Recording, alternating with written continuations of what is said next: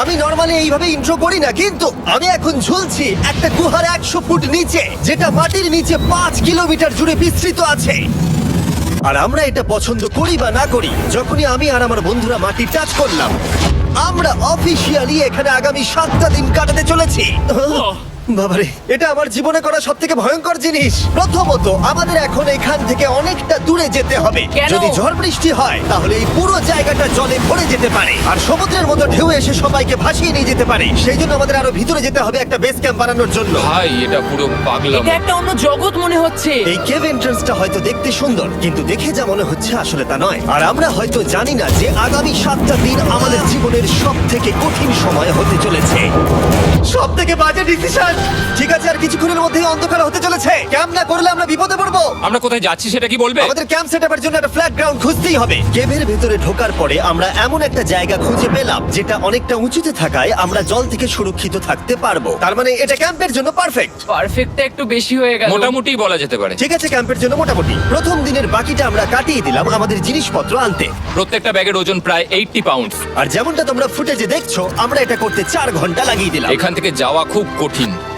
তারপরে আমরা সবাই বেস ক্যাম্পে ফিরে গেলাম। ঠিক আছে, আমরা এখানে লাইট লাগিয়ে দিলাম। আমাদের সব জিনিসপত্র হোম বেসে চলে এসেছে। একটু ক্যামেরাটা ওদিকে দেখাবে? ওদিকটা কিন্তু ভয়ানক অন্ধকার, আর সবসময় এরকমই থাকবে। তাই আমরা ক্যাম্পিং গ্রাউন্ডের জন্য খুব বেশি কিছু করতে পারলাম না। কটা ফুটো করে দড়ি টাঙিয়ে দিলাম। এটা ধরো আর ওঠো দেখি। মনে হচ্ছে আমাদের হ্যামকগুলো ভালোই সাপোর্ট পাবে। আর তারপরে আমাদের সার্ভাইভাল গাইড জোয়ের সাহায্যে আমরা হ্যামক টাঙালাম। এই সরু দড়িটা আমার হ্যামকটাকে ধরে রাখবে। হ্যাঁ, ডিনার খেয়ে আমরা প্রথম রাত্রি ঠান্ডার জন্য তৈরি হলাম। আমি মিথ্যে কথা বলবো না, আমি যতটা ভেবেছিলাম তার থেকে এই হ্যামকটা অনেক বেশি কমফোর্টেবল। এই আমি তো আমার চমকেই হাতটা তো গেছিলাম। বড় কেন ভাই? এই কেভটা 2.5 কিলোমিটার ডিপ, আর আমরা এখন এন্ট্রান্সের কাছেই ক্যাম্পিং করছি। কাল আমরা অনেক কিছু এক্সপ্লোর করব। তোমরা কেমন ঘুমালে? ভয়ঙ্কর। ঘুমই হয়নি। এটা সত্যি একটা অস্বস্তিকর পরিবেশ। কেবের উপর থেকে অনবরত আমাদের উপরে জল পড়েই যাচ্ছিল, তাই উপরে একটা প্লাস্টিক চাপালাম, কিন্তু তাও আমাদের হ্যামকের উপরে জল পড়েই যাচ্ছিল। একটা আইডিয়া আছে, চলো শেল্টারগুলোকে ভালোভাবে তৈরি করি। আমার মনে হয় এই প্লাস্টিকগুলোকে জুড়ে দিলে আর জল পড়বে না। বাহ, তুমি তো জিনিয়াস। আমি শুধু একজন ইউটিউবারই নয়, ঠিক আছে? আমার হ্যামকটা এটার উপরে ঝুলছিল।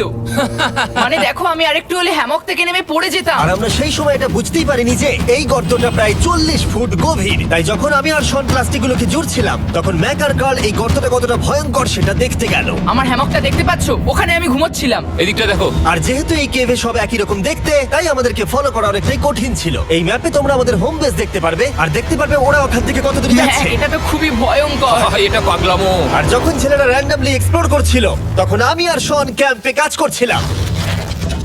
এই স্লিপিং ব্যাগটা এখানে কেন পড়ে? কারণ এটার থেকে পিয়ের গন্ধ বেরোচ্ছে। ইয়া, এটার থেকে শেখা উচিত স্লিপিং ব্যাগ ভাড়া নিতে নেই। আমরা স্লিপিং ব্যাগ কেন ভাড়া আমি- নিয়েছি? কেন আমি আমরা জানি না। স্লিপিং ব্যাগগুলো কিনে আনতে পারলাম না? আর তারপরে আমরা এই দুটো প্লাস্টিককে জিপ টাই দিয়ে জুড়ে দিলাম। কিছু মনে করো না, এই দড়িটার উপরে আমার জীবন বাজি আছে। আর তখন ওইদিকে ম্যাক আর কার্ল তখন ওই গর্তের মধ্যে। ও মাই গড, ম্যাক! আর শেষ পর্যন্ত ওরা একদম নিচে পৌঁছে গেল। এই!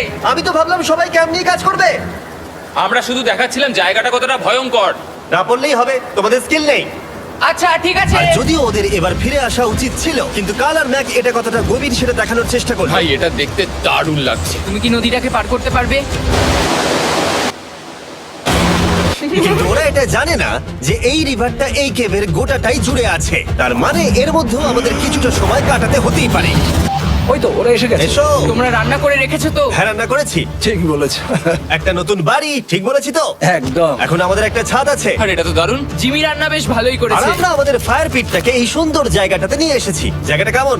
বেশ গরম। আরামদায়ক। এই পাথরগুলো গরমটাকে ধরে রাখবে এবং ওপর থেকে যে পি পড়ছে সেগুলোকে আটকে দেবে। ওটা পি নয়। তাহলে ওটাকে কি বলবো? যদি জানি না, হয়তো বৃষ্টির জল হবে বা না, এটা বৃষ্টি নয়, না, পাথর মানে ইয়ে তুমি- করছে। এই একটু উপরে দেখাও। তুমি মেঘ দেখতে পাচ্ছো? পাথর দেখা যাচ্ছে। এটা বৃষ্টি নয়, রক পি। Rock P. ঠিক আছে রক পি। ঠিক আছে, এটা রক পি। আর একটা শুকনো রাত ঘুমিয়ে কাটাবার পরে আমরা ঠিক করলাম জো আমাদের সার্ভাইভাল এক্সপার্ট, তাকে নিয়ে আমরা কেভের শেষ প্রান্ত অব্দি যাব। Cave, cave! Cave, cave, cave! Cave. দেখা যাক আমরা কেভের কতটা গভীরে যেতে পারি। তোমরা কিন্তু মনে রাখবে আমরা সবেমাত্র কেভের এন্ট্রান্সের দিকেই আছি, আর আমাদের ইচ্ছা এই কেভের শেষ প্রান্ত অব্দি যাওয়া, অবশ্যই না মরে গিয়ে। ও মাই গড, এটা তো খুবই স্টিফ। আরে এটা তো সবে শুরু। আমরা কেভের আরো গভীরে এসেছি। তোমরা সবাই সাবধানে আসবে। এটা খুবই ছোট জায়গা, আমার মনে হয় না এখান থেকে আমি যেতে পারবো। কেভ এক্সপ্লোরের ইন্টারেস্টিং জিনিসটা হলো যা হোক করে আমাদের এই ছোট্ট ফাঁকগুলোর মধ্য দিয়ে এগিয়ে যেতে হবে। ও মাই গড, খুব ছোট জায়গা। আর তারপরেই খুব বড় একটা জায়গা আসবে, সেটা এতটাই বড় যে কিছু না দেখতে পাওয়ার জন্য এটা করতে হলো। ও মাই গড! এবার আমি সব দেখতে পাচ্ছি, এটা দুর্দান্ত। এটার তো অনেক আলো। ভাই জায়গাটা কতটা সুন্দর দেখো। বাপরে কি আলো, আমি তো তাকাতেই পারছি না। আমি তো অন্ধ হয়ে যাব মনে হচ্ছে। এ বাবা, এটা কি হলো? আমরা বোধহয় ঠিক মতো এটাকে ব্যবহার করতে জানতামই না। চলো এগিয়ে যাই। আর তাই আমরা এগোতে থাকলাম। এই যে এই জায়গাগুলো, এগুলো খুব ভালো ধরার এখানে? জায়গা। এগুলো ধরে এখান থেকে পা ঘুরিয়ে চলে আসতে পারবে। এইভাবে কি? হ্যাঁ, একদম পারফেক্ট। জো সব থেকে ভালো কেভ গাইড। এভাবে কেউ গাইড করতে পারবে না।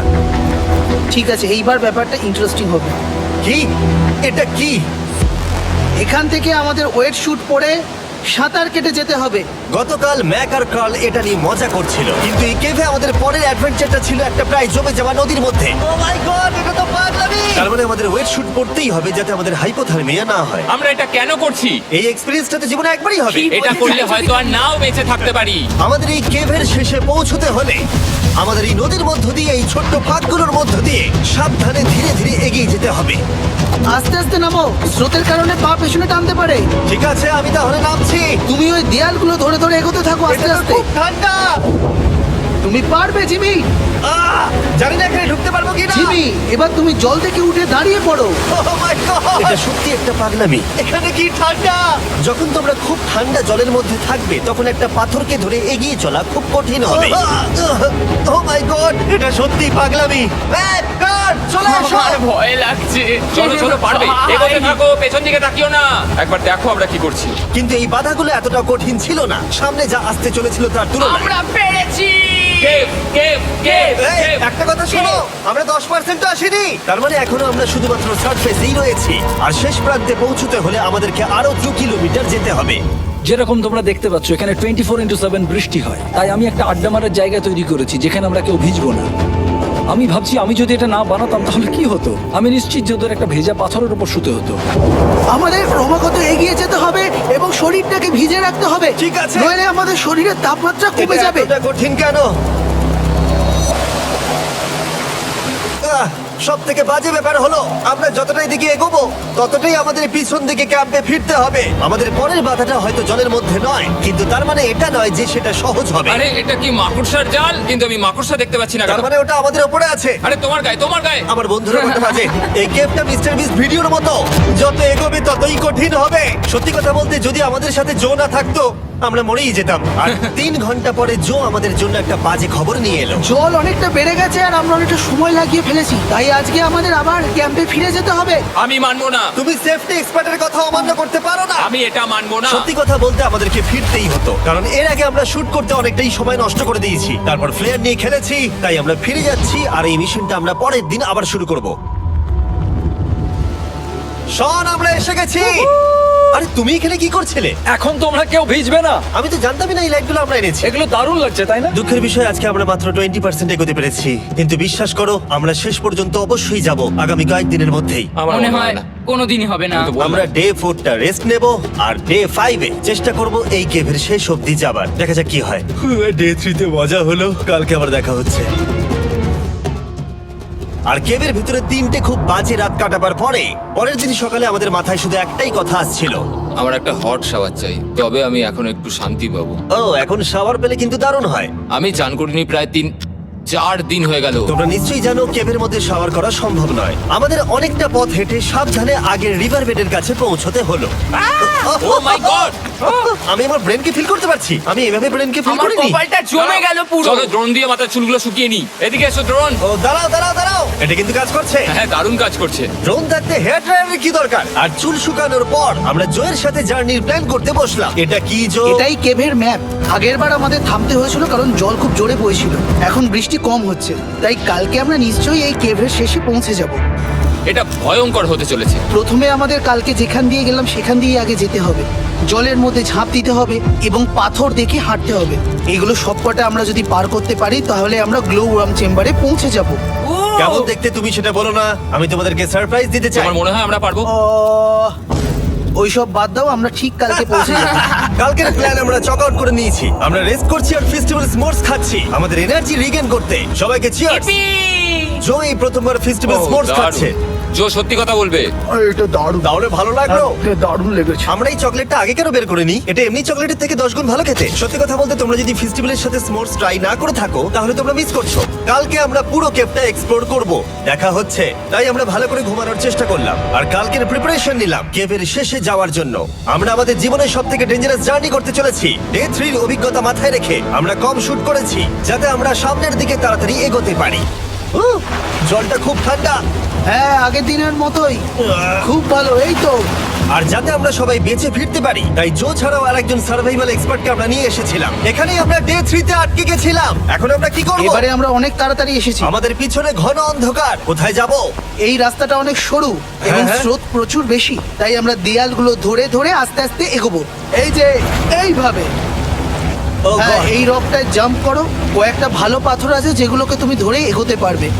আরে এখানটা তো অনেক অন্ধকার। আমি আর পা পাচ্ছি না, আমি এখন মাটিতে আর পাই পাচ্ছি না। যেহেতু আমরা মাটিতে পা পাচ্ছিলাম না, তার মানে যদি আমরা পাথর ছেড়ে দিই তাহলে এই জলের স্রোত আমাদেরকে ভাসিয়ে নিয়ে যেতে পারে। জো, আমরা কি করব?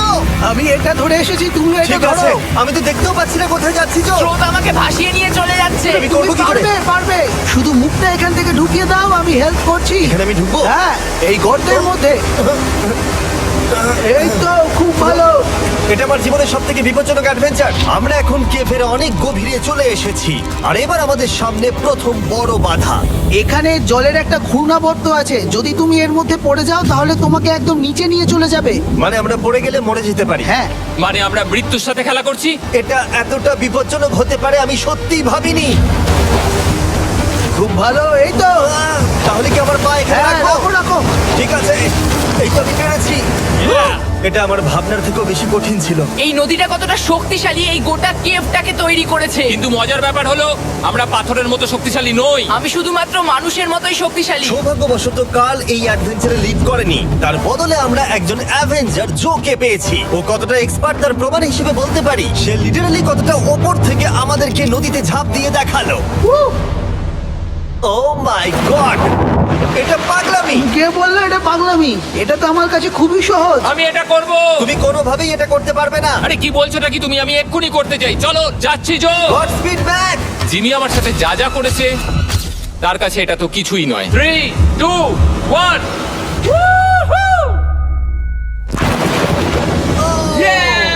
তুমি করবে? না, আমরা না এগুলো শেষ পর্যন্ত যেতে পারবো না।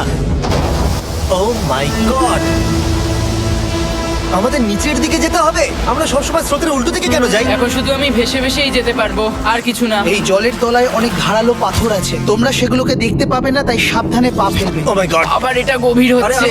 আমার পা তো কিছুর উপরে রাখতে হবে। ছোট ছোট পাথরগুলোই একমাত্র বাধা ছিল না, মনে হচ্ছে আমাদের প্রতিটা পদক্ষেপে। ও ভাই, আমি কিচ্ছু দেখতে পাচ্ছি না। এটা খুব ভয়ঙ্কর। কেভটা আরো অন্ধকার হয়ে আসছিল এবং আরো সরু। আর তখন আমরা জানতাম না যে আমরা ফিনিশ লাইন অবধি পৌঁছতে পারবো কিনা। আমি ক্লান্ত হয়ে পড়েছি। এই কেভে আরো কঠিন বাধা আসার আগে তোমাদেরকে আমি কিছু দেখাতে চাইবো। জো, তোমার ব্যাগটা দাও। Thank you. তুমি জানো এর মধ্যে কি আছে? না, জানি না কি আছে। Brand new mister beast lab swamp. সত্যি কথা বলছি, গত 5 ঘন্টা ধরে যেহেতু আমি অনেক পরিশ্রম করেছি, তাই কোনো মতেই এখন এটা আমি বলার মতো অবস্থায় নেই। তাই এটা শুট করার 1 মাস পরে আমি পুরো কেপ সেটটা তৈরি করলাম ফিউচার জিমি নেম ট্যাগ দিয়ে। তারপরে বললাম, হে, আমি ফিউচার জিমি, আর আমি এখন তোমাদেরকে বলবো brand new toy line of mister beast lab swamp সম্পর্কে। এটা একটা কালেক্টেবল টয় লাইন, আর এখানে 119টা ইউনিক ডিজাইন ক্যারেক্টারও আছে যা তোমরা কালেক্ট করতে পারো। আর সবথেকে দারুণ ব্যাপারটা হলো, কোন ক্যারেক্টারটা তুমি পেয়েছো সেটা জানতে হলে এই টিউবে ওয়াটার দিয়ে নাড়াতে হবে আর তোমার সোয়ামস তোমার সামনে চলে আসবে। আর আমি এটা ডেমনস্ট্রেট করতে এই বিশাল বড় টিউবটাকে বানিয়েছি। এই টিউবটাকে জল দিয়ে ভরে দাও। তোমাদের এত জলের দরকার নেই, এটা অনেক বড় বলে এত লাগছে। ঠিক আছে, এটা এখন জলে ভর্তি হয়ে গেছে। এবার এটাকে একটু নাড়াতে হবে। এটা কি আর নাড়াতে হ্যাঁ হবে? হ্যাঁ, অনেক নাড়ানো হয়ে গেছে। এবার জল ঢালো এখানে। জো ঢালছে। আর জল ঢালার পরে তোমরা দেখতে পাবে তোমরা কোন সোয়ামটা পেয়েছো। এটা সবথেকে রেয়ার হাইপোক্রোম, যেটা মাত্র 1000টা বানানো হয়েছে। জো, এটা তোমার। থ্যাংক ইউ সো এটা চাই। আর এটা তোমার। কাল কি নেবে? আমার কাছে দুটোই ছিল। আর আমরা শুধু সোয়ামেই থেমে নেই, আমরা এই অ্যাকশন ফিগার প্যান্থার গুলো বানিয়েছি যেগুলো এই ব্রিফকেসে আছে। আর এই সোয়ার্মের মতো এই মিউটেটর যখন তোমরা কিনবে দেখতে পাবে এর ভেতরে কি আছে। কোথায় কিনবো? ভালো হয়েছে জিজ্ঞাসা করলে। মিস্টার বিস্ট ল্যাব টয়েস এখন তোমরা পৃথিবীর সব জায়গায় পেয়ে যাবে। এগুলো সব বেরিয়ে গেছে, তোমরা গিয়ে কিনে নাও। আর কেবের মধ্যে অনেক সমস্যা পেরোনোর পরে আমরা ফাইনালি পৌঁছে গেলাম গ্লো ওয়ার্ম চেম্বারে। ভাই এবার খুব ভালো লাগছে। ঠিক আছে টিম, তোমাদের গ্লো ওয়ার্ম চেম্বারে স্বাগত। এ তো দারুণ। এটা দারুণ লাগছে। ভাই এটা পৃথিবী মনে হচ্ছে না এখানে একদমই। যে আলো তোমরা দেখতে পাচ্ছ সেগুলো আসলে ছোট্ট ছোট্ট বায়োলুমিনেসেন্ট গ্লো ওয়ার্ম তৈরি করেছে। এটা দেখতে অনেকটা মিল্কি ওয়ে গ্যালাক্সির মতো লাগছে। ওয়াও! আর এই মুহূর্তটা, এই ভিউ, সত্যি বলতে এই ট্রেকের সমস্ত ক্লান্তি যেন দূর করে দিল। এখানে অবধি পৌঁছানো যেন সত্যি একটা অ্যাচিভমেন্ট ছিল। কিন্তু এখন আমাদের যাত্রা শেষ হয়নি, কারণ আমাদের এখান থেকে এখন বেস ক্যাম্পে ফিরতে হবে। আজকে ডে 6 হতে চলেছে, এখনো ওরা আসেনি আর আমি খুব ক্লান্ত। আমার মনে হয় না আমি ভালো করে ঘুমোতে পারবো, ওদের জন্য খুব চিন্তা হচ্ছে। এই ট্রিপটা অনেকটাই সহজ ছিল কারণ আমরা স্রোতের সাথে ভেসে ভেসে যাচ্ছিলাম। আর যেহেতু তোমরা এই ট্রিপটা দেখেছো তাই আমরা এটাকে স্কিপ করলাম। কিন্তু সত্যি বলতে এই জার্নিটা অনেকটা বেশি সময় নিল, কারণ আমরা ক্যাম্পে পৌঁছানোর আগেই 6 নম্বর দিন চলে এলো। শন, সবাই ঠিক আছে তো? আমার খুব চিন্তা হচ্ছিল। Happy day 6। ডে 6 খুব ভালো। এনার্জি বাড়াতে আমরা আগুনের উত্তাপ নিলাম এবং ফাইনালি আমরা কিছু খেতে পেলাম। এটা খুবই অ্যাডভেঞ্চারাস ডে ছিল। কালকে দেখা হচ্ছে, মানে আজকেই হয়তো। এটা হয় ডে কোনোদিন 6 হবে না। নাকি আজকে, না আমি জানি না। এত বড় ট্রেক সম্পূর্ণ করার পরে শারীরিকভাবে চূড়ান্ত ক্লান্ত হওয়া সত্ত্বেও জানি না কেন কিন্তু আমি একদমই ঘুমাতে পারছিলাম না।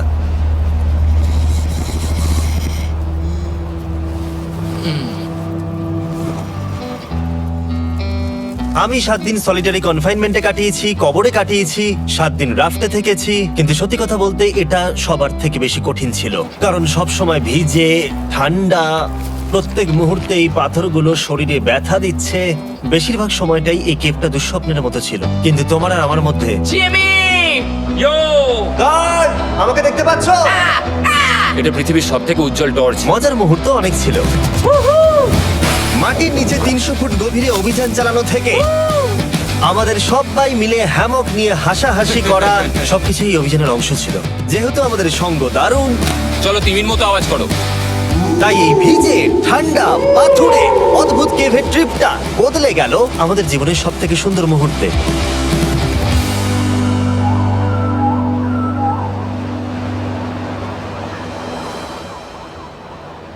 আমরা এখান থেকে যাব না যতক্ষণ না সবকিছু তোলা হচ্ছে। আর আমি সবকিছু বলেছি মানে সবকিছুই।